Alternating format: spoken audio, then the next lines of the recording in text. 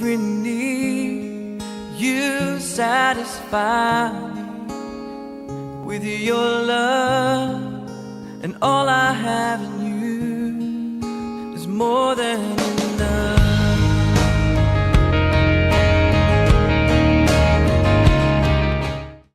한 주간 어떻게 여러분 잘 보내셨습니까? 예, 날씨가 굉장히 덥죠. 예, 다음 주 태풍이 온다고 했는데 내심 좀 걱정을 했지만 전혀 걱정할 것이 못 되었습니다. 태풍이 중국으로 갔습니다. 예, 그래서 굉장히 맑은 날씨 가운데 수련회를 할 수 있게 되었지만 또 한편으로는 너무 지금 폭염이 계속되고 있는 가운데 있어서 또 걱정이 되어지기도 하네요. 어찌됐든 여러분 이제 1년 중에 우리가 이제 절반을 살아냈습니다. 하나님 은혜입니다. 남은 이제 또 시간들을 우리가 잘 살아내야 할 텐데 수련회에 오셔서 여러분들 또 하나님의 특별한 은혜를 또 받아 누리는 그리고 또 남은 시간들을 살아낼 수 있는 새 힘을 또 충전할 수 있는 그런 시간들이 준비되어져 있으니까 기대하는 마음 가지고 사모하는 마음 가지고 여러분들이 그 자리에 참여해 주시기를 권면드립니다. 권면이라는 건 부탁을 하는 거예요. 부탁을 하는 거고 거기에 응하실 수 있기를 바랍니다. 자, 우리가 계속해서 사도행전을 보고 있습니다. 매주 우리가 사도행전을 본다고 해도 사실 우리가 면밀하게 한 장 한 장씩 절마다 이렇게 깊은 의미를 우리가 알아가지 못하는 것 같아서 좀 아쉬운 면이 있는데요. 어쨌든 이 사도행전은 여러분 크게 세 부분으로 나눌 수 있죠. 전반부는 어떻게 초대교회 공동체가 세워졌는지에 대한 부분들, 그리고 이제 이 예루살렘 교회가 세워지고 나서 이제 이것을 넘어서서 복음이 어떻게 세계 열방을 향해서 번져나가게 되는지에 대한 과정들을 쭉 이제 기록되어져 있습니다. 오늘 이 사도행전 13장은 이방 교회들이 어떻게 세워지고 이방인들, 우리와 같은 사람들이죠. 유대인을 제외한 사람들이 어떻게 복음을 이렇게 듣고 또 부흥이 되어 가는지, 확장되어 가는지에 대한 그 첫 시작을 이제 나타내고 있어요. 기록하고 있습니다. 그리고 이제 마지막 사도행전의 마지막 부분에 이르게 되면 결국 이 이방인의 사도로 부름받은 사도 바울을 통하여서 이 복음이 로마의 심장부로까지, 당시에 어떤 세계의 패권을 쥐고 있었던 로마, 거기까지 복음이 전해지게 되죠. 여러분 아시다시피 이제 로마의 국교가 나중에 기독교로 바뀌지 않습니까? 거기까지 어쨌든 하나님의 놀라운 복음 사역들이 이렇게 번져가게 되는 것을 우리는 사도행전을 통해서 보고 있고 또 보게 될 것입니다. 오늘은 그 이방교회 사역의 초반부를 다루는 어쩌면 가장 중요한 그 시작을 알리는 부분이에요. 이 세계를 향한 선교 사역이 어떻게 시작하고 있는지 오늘 우리가 말씀을 나누어 보므로 우리 청년부가 정말 성령으로 하나 되어 가려고 하는 이 시점에서 무엇을 알고 배우고 도전을 얻어야 할지 깨닫는 우리 되기를 소망합니다. 아멘. 아멘. 그래요. 1절입니다. 안디옥 교회에 선지자들과 교사들이 있으니 곧 바나바와 니게르라는 시몬과 구레네 사람 루기오와 분봉왕 헤롯의 젖동생 마나엔과 사울이라. 지도를 볼까요? 안디옥 교회가 어디쯤에 위치해 있는지 보시죠. 신박하죠? 예. 자, 이 지도에서 안디옥 교회는 저기 여러분이 봤을 때는 오른쪽이죠. 자, 아다나에서 약 오른쪽 대각선 밑으로 레바논에서 한 30cm 위에 그쯤이 안디옥입니다. 안디옥. 거기가 이제 안디옥 교회라고 불리워지는 곳이죠. 이 안디옥이라는 이 지명은 이제 헬라 알렉산더 대왕으로부터 좀 시작됩니다. 헬라 제국을 세운 알렉산더 대왕이 죽고 나서 그 밑에 있던, 제가 지금 저번에도 말씀드렸죠, 4명의 이제 영향력 있는 장군이 이 헬라 제국을 4등분해서 이제 나라를 가져가게 됩니다. 그 중에서 이 2명의 장군이 세운 이 나라 왕조가 굉장히 좀 이제 크게 강성해져 가죠.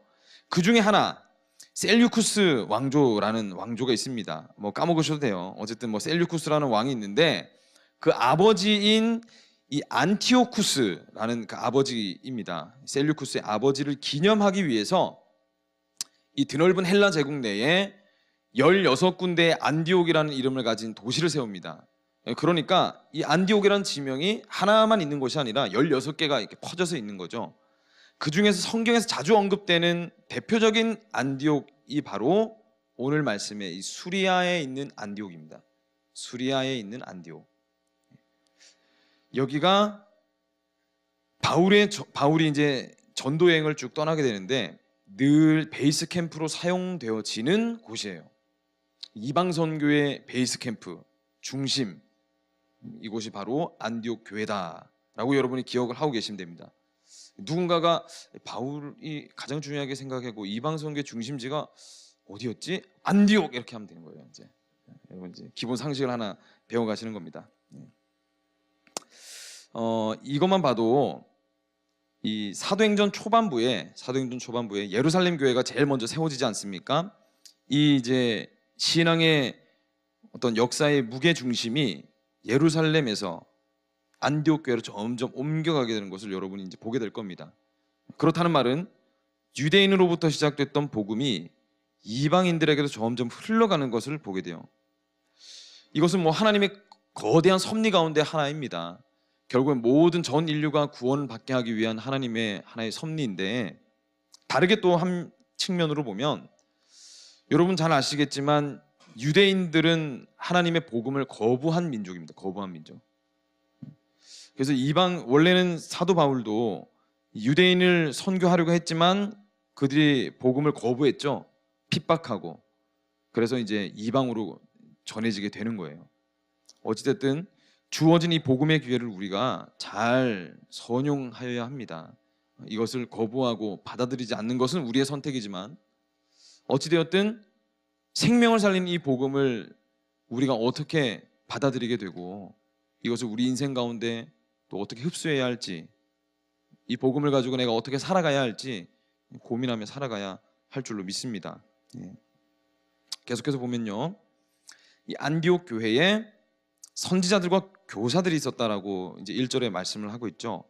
선지자라는 의미는 여러분 잘 아시다시피 예언적 성향의 능력을 부여받은 사람들이죠.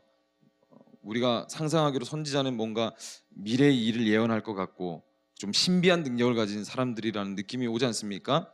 실제로 그렇죠.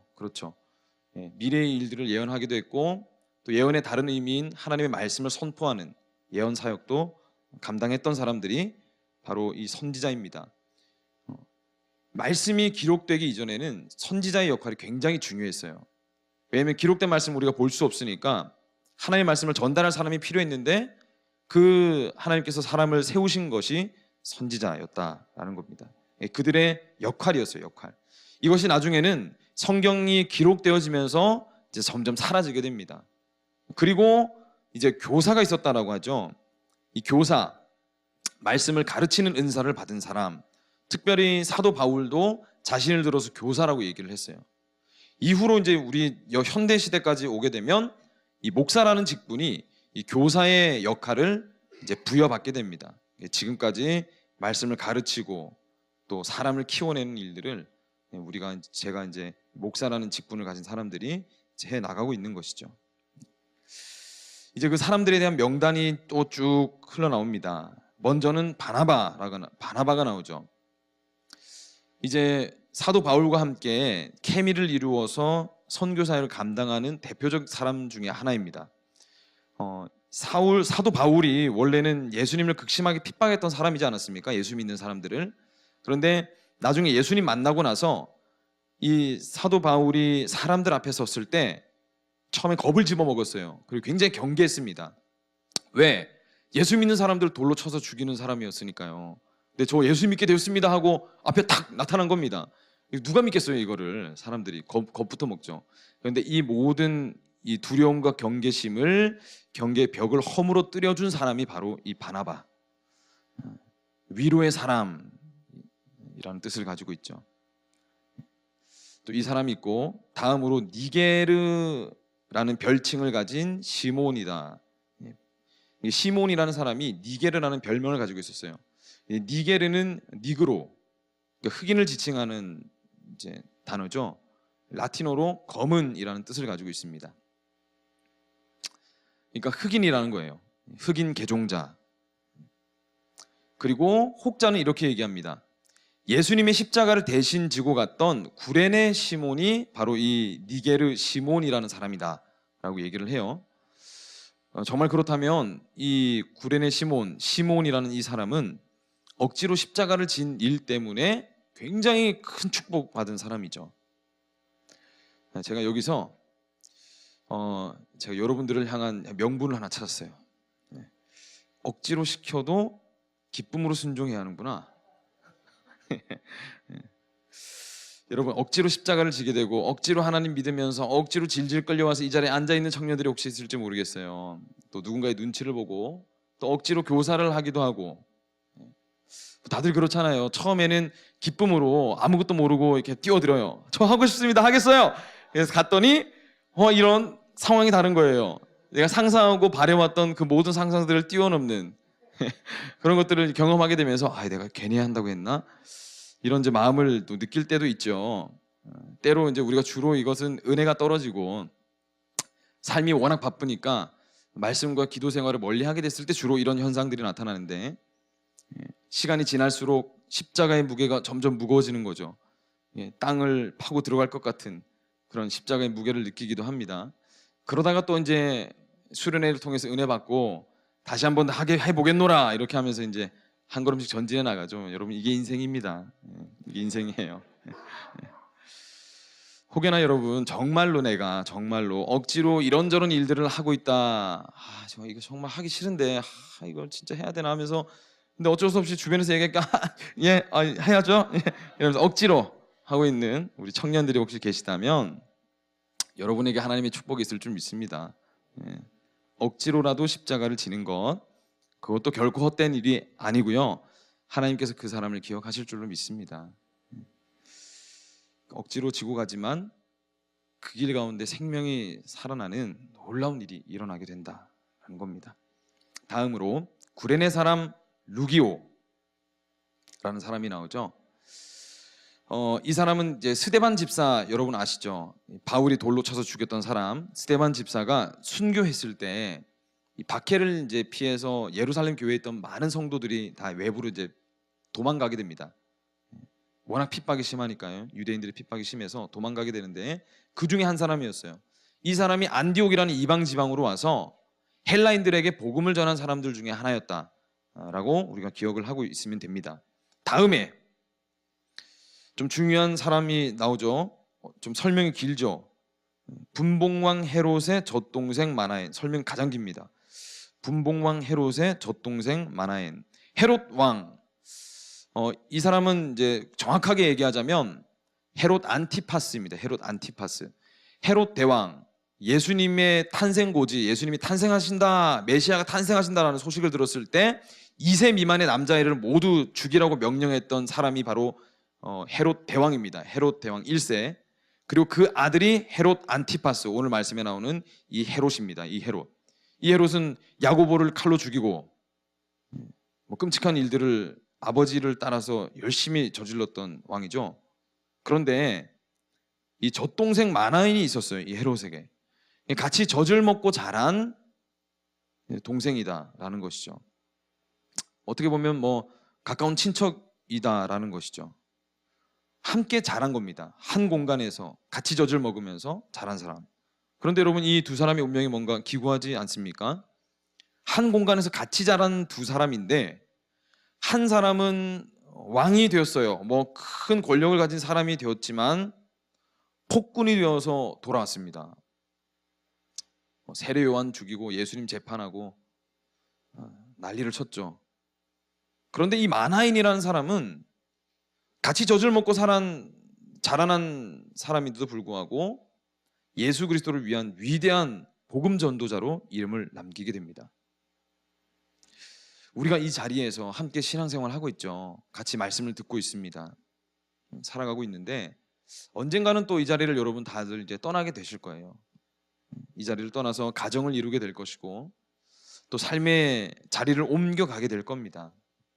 취직을 하든 어떤 일들을 겪든 이 자리를 떠나게 될 건데, 한 말씀을 들었고 함께 기도하고 함께 울었지만 같은 삶을 살지는 않을 거다라는 것이죠. 어떤 사람은 죽을 때까지 지금처럼 자기가 처한 삶의 자리에서 하나님께 영광 올려드리며 살아가는 사람이 있을 것이고, 복음 때문에 눈물로 씨를 뿌리는 사람이 있을 거예요. 그런데 또 어떤 사람은 하나님을 잊어버리고 자기 영광을 조차 살아가는 사람들이 생겨날까요?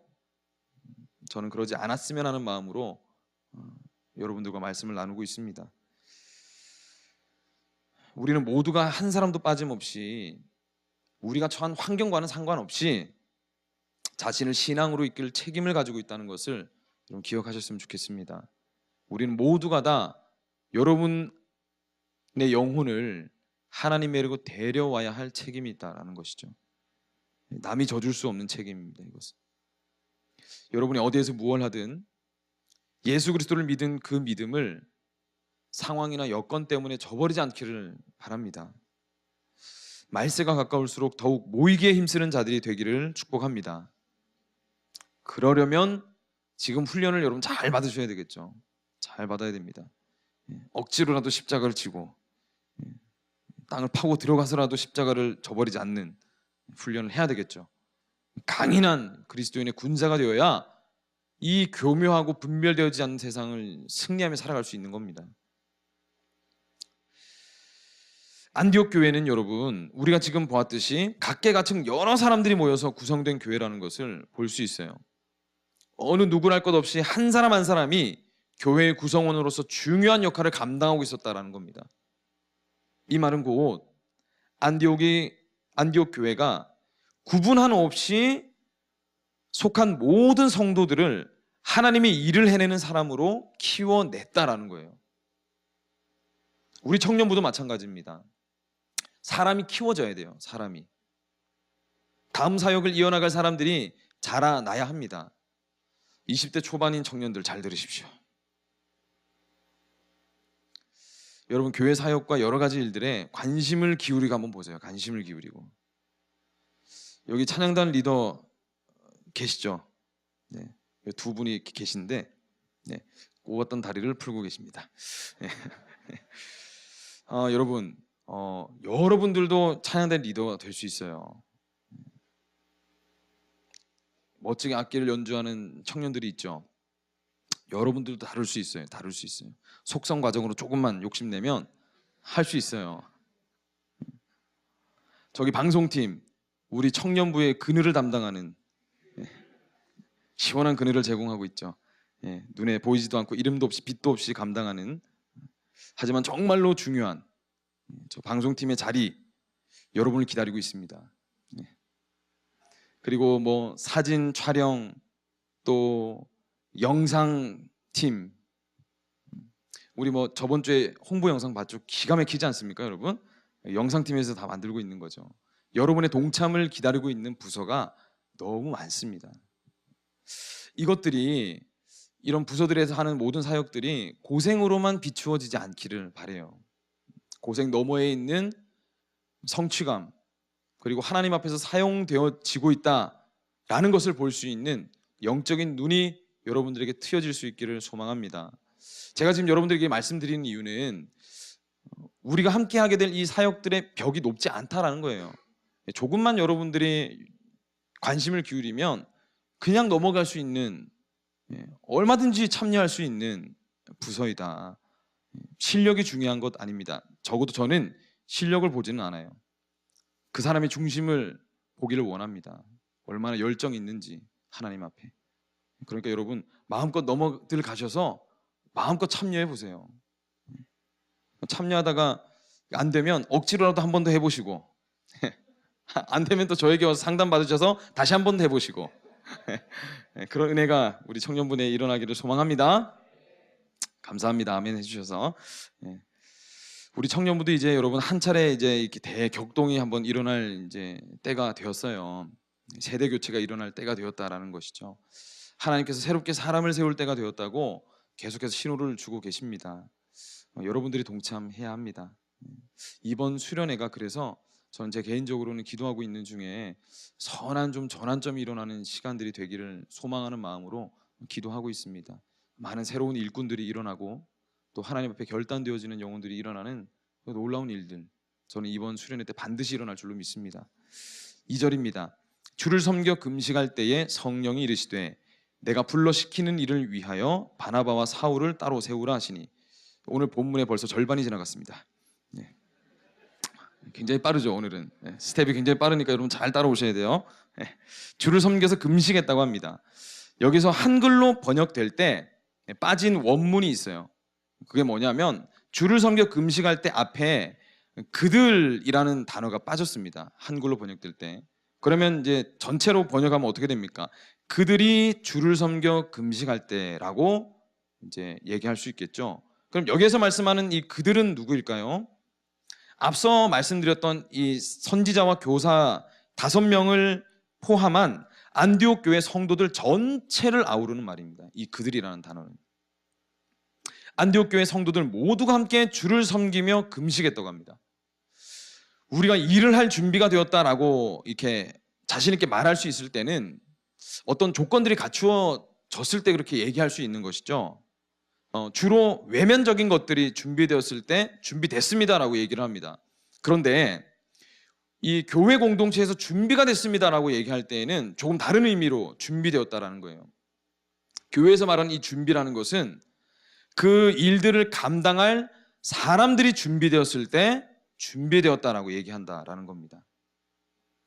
이 일들을 감당할 사람이 하나님의 마음을 품게 되었을 때 준비가 된 거예요.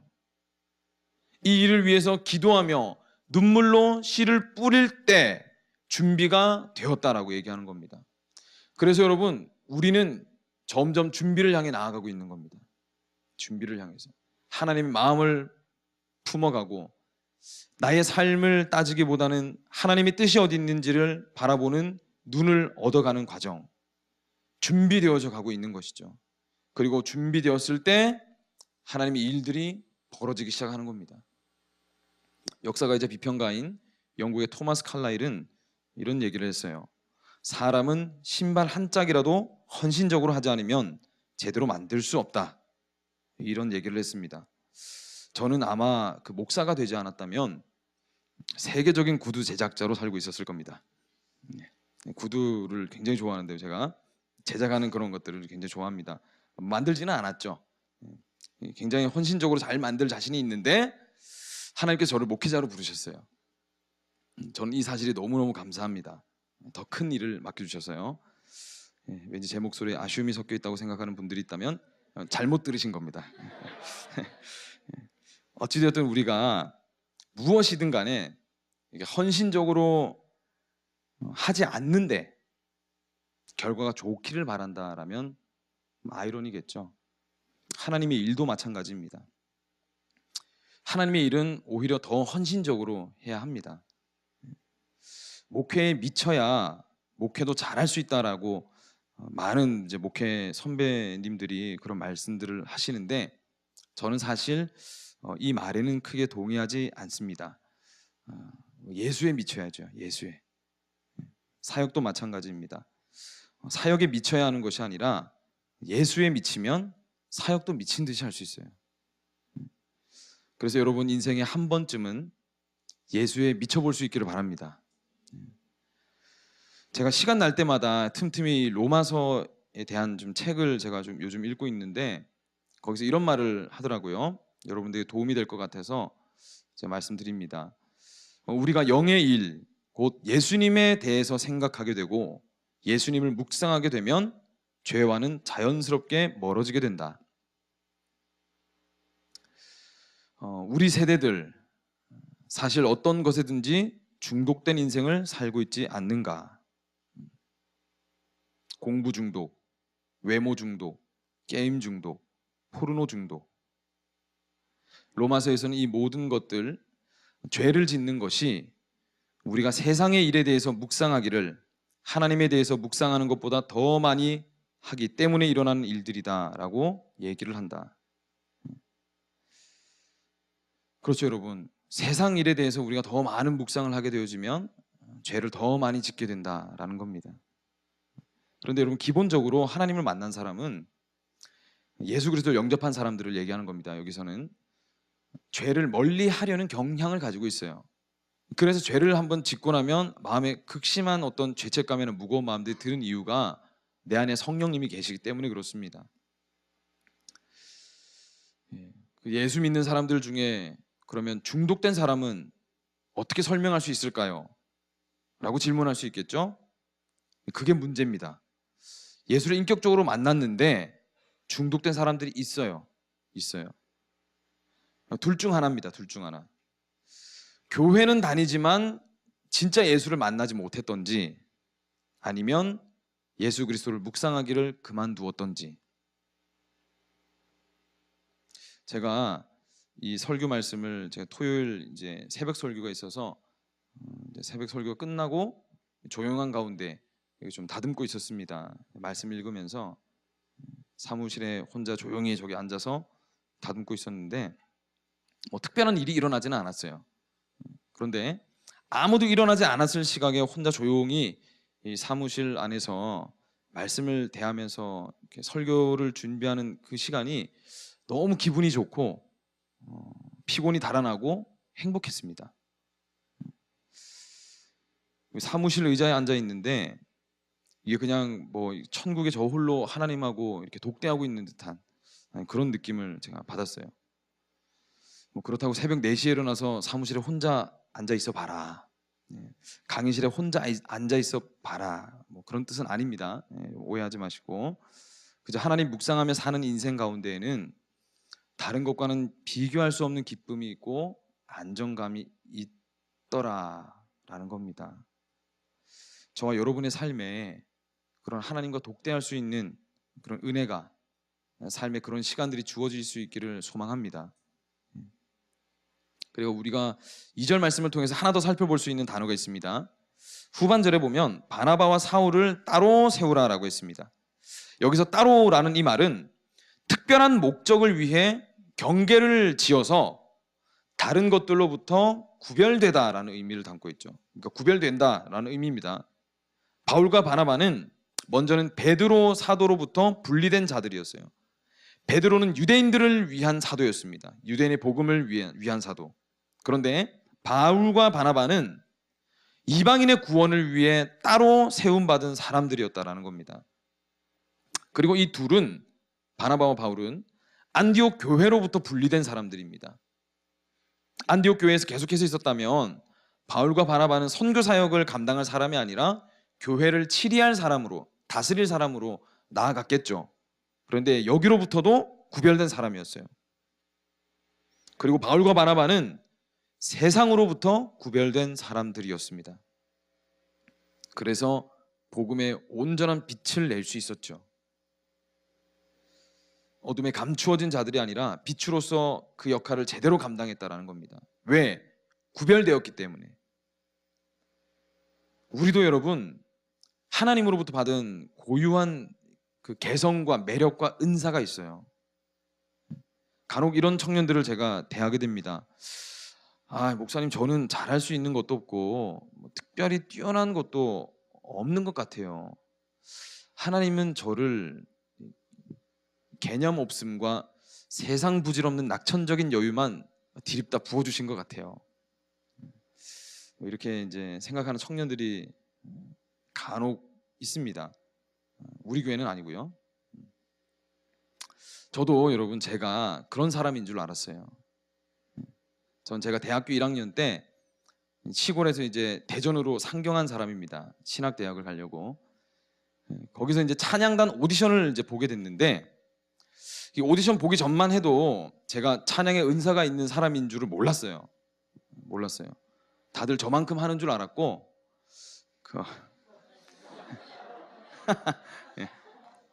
경남 함안군 가엽 말산리에 살았던 이 촌놈, 아무것도 아닌 사람인 줄 알았어요. 그런데 여러분, 이게 웬일이에요? 찬양단 싱어로 20명이 오디션을 봤는데 나만 붙었네. 그리고 또 뭐가 있을까요? 저랑 10년은 더 넘게 차이 나는 청년들이 여기 앉아 있는데, 이건 무슨 뭐 말 한마디만 툭 하고 뱉어도 자지러지게 웃잖아요. 그죠? 그래요. 비웃지 마시고요. 찬양은 뭐 이게 말해 뭐 합니까? 예. 그리고 뭐 제 자식들, 우리 자녀 제 두 딸과 아들이 있는데 수아 수혁이가 저만 보면 달려들어서 떨어질 줄을 모르는, 아이들과 마음을 공유할 줄 아는 괜찮은 사람. 예. 다른 게 아니고요. 제 정신 연령 테스트를 해보니까 7세가 나왔습니다. 7세. 예, 하나님께서 제 정신 연령을 7세로 만들어 놓으셨을 줄은 꿈에도 몰랐습니다. 제가 그래서 좀 순수하고 백치미가 있는지도 모르겠어요. 그래도 무시하지 마십시오. 그리고 저에게는 또 공감하는 능력, 뭐 눈물로 기도할 수 있는 은혜, 그리고 위로할 수 있는 마음을 주셨습니다. 어찌되었든 하나님께서 저에게 주신 것이 많습니다. 아니, 많다는 걸 발견했어요. 그리고 이 찬양만 하더라도 제가 사실 뭐 노력 하나 안 하고 이렇게 부를 수 있었겠습니까? 비록 전문적으로 제가 배우진 않았지만 정말 제가 할 수 있는 선에서는 최선을 다해서 노력을 했습니다. 예를 들어서 제가 이전에는 성가대 이제가 있었을 때 성가대와 같이 이렇게 콜라보로 이렇게 특송을 했던 적도 몇 번 있었는데 그 특송이 정해지게 되면 그 해당 곡만 수백 번 듣고 부르고 연습하고 또 다른 사람들은 어떻게 불렀는지 공부하고 그렇게 했던 기억이 있습니다. 그리고 여러분 제 발음이 그래도 좀 듣기 괜찮죠? 예, 감사합니다. 예. 예전엔 제가 무슨 할렘가의 그 알아듣지 못할 랩을 하는 사람인 줄 아는, 굉장히 발음이 온전치 못했어요. 예, 뭐 무슨 말 하는지, 한국말로 하는지 이 사람이 외국어를 하는지 모를 정도로 발음이 엉망이었습니다. 제가 고등학교 때부터 발음 연습을 했어요. 볼펜 물고 연습하고 아나운서들이 어떻게 하는지, 어떤 억양으로 하는지 수없이 연습했습니다. 수없이 많은 시간을 투자해서. 그래서 여러분, 은사와 재능이라는 것은 가만히 있어서 발견되어지는 것이 아닙니다. 하나님께서 여러분에게 주신 것이 없다. 하나님께서 여러분 장난으로 우리를 만드셨겠습니까? 절대 그러지 않으십니다. 재능을 다 주셨어요. 그들과는 다르게 따로 구별해서 여러분들 각자에게 주신 것들이 있다라는 겁니다. 우리가 그것들을 발견해 나갈 때 인생의 빛이 나는 거예요. 그 은사와 재능들이 돈이 되지 않는 재능들일 수 있어요. 반드시 돈과 관련된 것들이 아닐 수 있습니다. 하지만 그렇다고 굶어 죽게 하지는 또 않으십니다. 하나님께서. 저를 한번 보세요, 여러분. 아무것도 아닌 사람이 땡전 한 푼도 없이 애 둘을 낳고 살아가고 있는데 제가 무책임해 보입니까? 저를 보면서 여러분 그걸 느끼셨으면 좋겠어요. 하나님은 정말로 능력 있으시다. 이거를 저를 통해서 좀 봤으면 좋겠습니다. 이 능력 없는 자를 하나님이 세우셔서 살아가게 하시고 가정을 이루게 하시고 또 생명을 살리는 일에 사용되게 하시는 그 하나님을 볼 때 여러분들이 좀 도전을 얻으시기를 소망합니다. 여러분, 하나님께서는 우리를 무의미하게 만들지 않으셨어요. 결코 무의미하게 만들지 않으셨습니다. 제가 만약에 여러분 구두쟁이가 한번 되었다고 생각해 보세요. 구두를 잘 만들 수 있는 사람이 되었을지는 모르겠고 또 돈을 잘 벌 수 있을지는 모르겠습니다. 그러나 하나님이 저에게 주셨던 이런 많은 은사들이 활용되지는 못했을 거예요. 청년들에게 도전을 던져주는 사람이 되지는 못했을 겁니다. 생명을 살리는 사람이 되지 못했을 거예요. 저는 예수쟁이가 된 것을 감사합니다. 라임이 좀 괜찮았죠? 구두쟁이, 예수쟁이. 요즘 여러분 이 주변에 세워진 아파트들을 한번 보세요. 모든 것이 획일적입니다. 우리는 똑같은 브랜드 아래에서 똑같이 생산되는 그런 존재들이 아니다라는 겁니다. 사사기 9장 9절로 11절 말씀을 제가 읽어드리겠습니다. 감람나무가 그들에게 이르되 내게 있는 나의 기름은 하나님과 사람을 영화롭게 하나니 내가 어찌 그것을 버리고 가서 나무들 위에 우쭐대려 한지라. 무화과 나무가 그들에게 이르되 나의 단 것과 나의 아름다운 열매를 내가 어찌 버리고 가서 나무들 위에 우쭐 대리오 한지라. 포도나무가 그들에게 이르되 하나님과 사람을 기쁘게 하는 내 포도주를 내가 어찌 버리고 가서 나무들 위에 우쭐 대리오 한지라. 여러분 각자 하나님께서 주신 특별한 은사가 있습니다. 그것을 찾아내야 합니다. 그것을 통해서 하나님께서 영광 받으시기를 원하고 계십니다. 그리고 발견하셨다면 개발하십시오. 거기에 인생의 승리와 성공과 행복과 만족이 있을 줄 믿습니다. 이제 마지막 3절입니다. 이에 금식하며 기도하고 두 사람에게 안수하여 보내니라. 시작도 금식이었고 마지막도 금식입니다. 하나님 앞에 철저하게 바로 서려고 했던 초대교회 공동체의 선한 마음, 진실한 마음이 보이죠. 우리에게도 하나님 앞에 이런 진실한 마음들이 있었으면 좋겠습니다. 정말로 진지하게 하나님 믿으며 살아보겠다는 결심이 세워지기를 소망합니다. 잠에서 깨라. 마지막이다.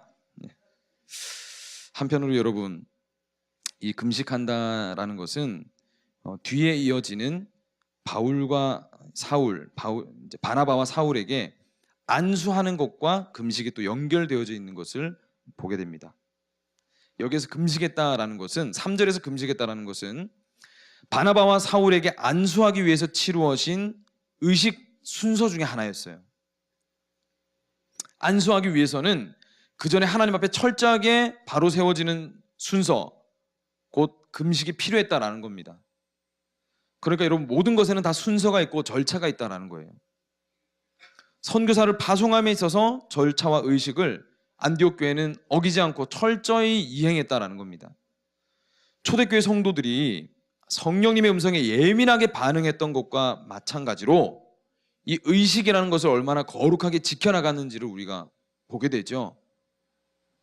사회가 여러분 이게 진보해 나갈수록 뭔가 굉장히 이렇게 뭉쳐지는 것들이 많습니다. 융합이라고 요즘 뭐 얘기를 하죠. 그래서 이 교회 내에서도 이런 일들이 일어나고 있어요.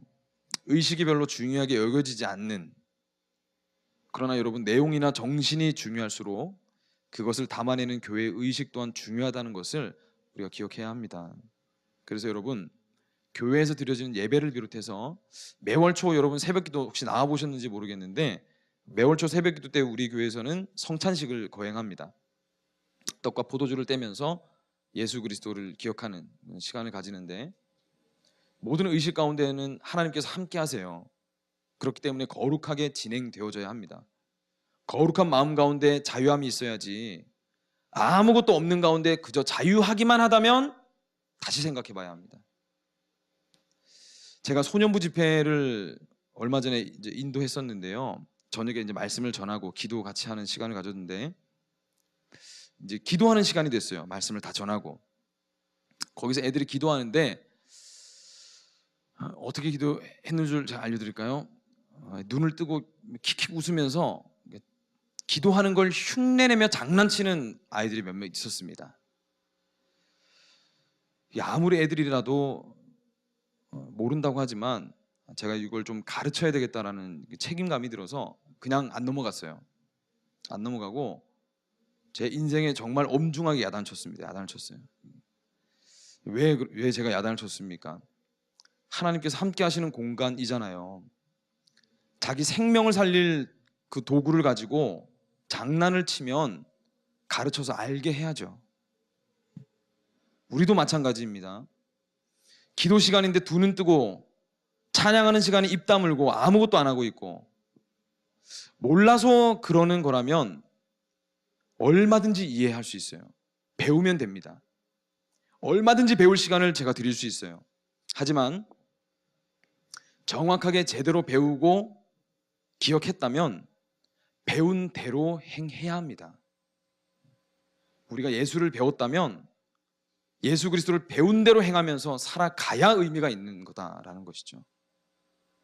에베소서 4장 17절로 20절 말씀 새 번역본임으로 제가 준비했습니다. 다 같이 읽어볼까요? 시작.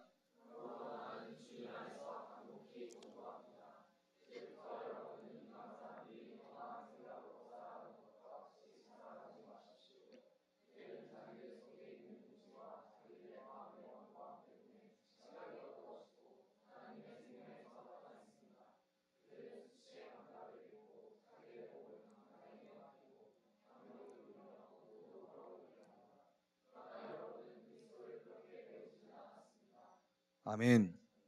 그러나 여러분은 예수 그리스도를 그렇게 배우지 않은 줄로 믿습니다. 안디옥 교회는 어쩌면 예루살렘 교회처럼 그렇게 유명세 있는 교회는 아니었습니다. 이름 없는 한 이방 지역에 세워진 그런 또 이름 없는 한 교회에 불과했어요. 그런 안디옥 교회는 이후에 세계 선교의 베이스 캠프가 됩니다. 예루살렘 교회를 뛰어넘은 은혜가 이곳에 부어지게 돼요. 이 무명의 이름 모를 이방 지역의 한 교회가 일을 낸 겁니다. 정말로 하나님의 놀라운 일을 일으킨 거예요. 생명을 살리는 일을 냈습니다. 어떻게 여러분 이런 일들이 일어난 겁니까? 거기에는 살아있는 예배가 있었습니다. 하나님 앞에 바로 서려는 정직한 마음이 있었습니다. 하나님 앞에 최선을 다하려는 살아있는 열심이 있었어요. 누구도 여러분 시작부터 유명하지 않습니다. 능력 있지 않아요. 누구나 무명에서 시작합니다. 우리 인생도, 그리고 우리 청년부 공동체도 마찬가지입니다. 하지만 하나님 앞에 열심 있고 정직하고 살아있는 예배와 부르짖는 소리와 생명의 말씀이 있으면 거기로부터 달라지게 된다는 겁니다. 우리 정말 청년의 이 시절에 있을 동안 여러분 정말 인생 가운데 또한 우리 청년부 공동체 내에서도 성령 안에서 우리가 일 한번 내봤으면 좋겠습니다.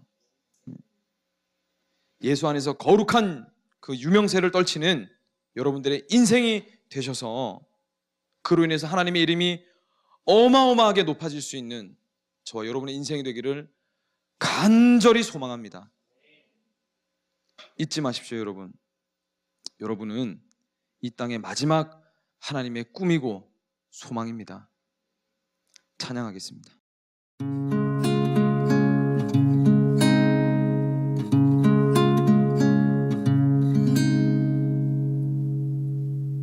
하루가 저물어 밤이 되면 동네 아이들 하나 둘 다 집으로 가고 어둠이 내리는 저 언덕 위로 긴 나의 하루도 저문다.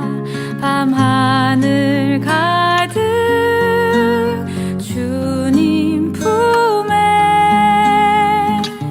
오늘 하루를 정직하게 그려본다. 감사도 열정도 조금 아쉬운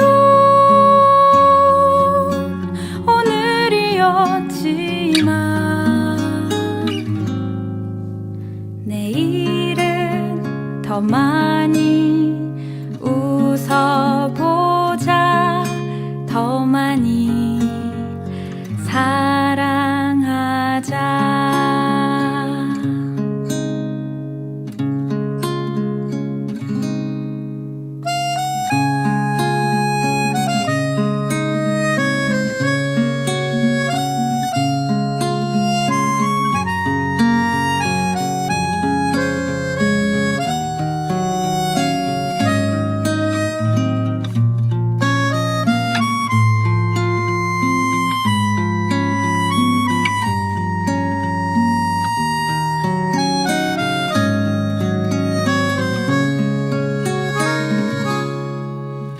인생이 저물어 밤이 오면 허락된 여행 마친 후 홀로 떠나야 해.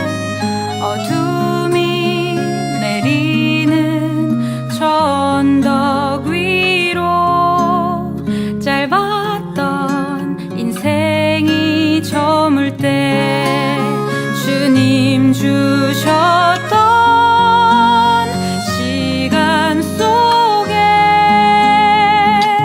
나는 얼마나 후회 없이 살았을까. 얼마나 웃었을까 울었을까. 진실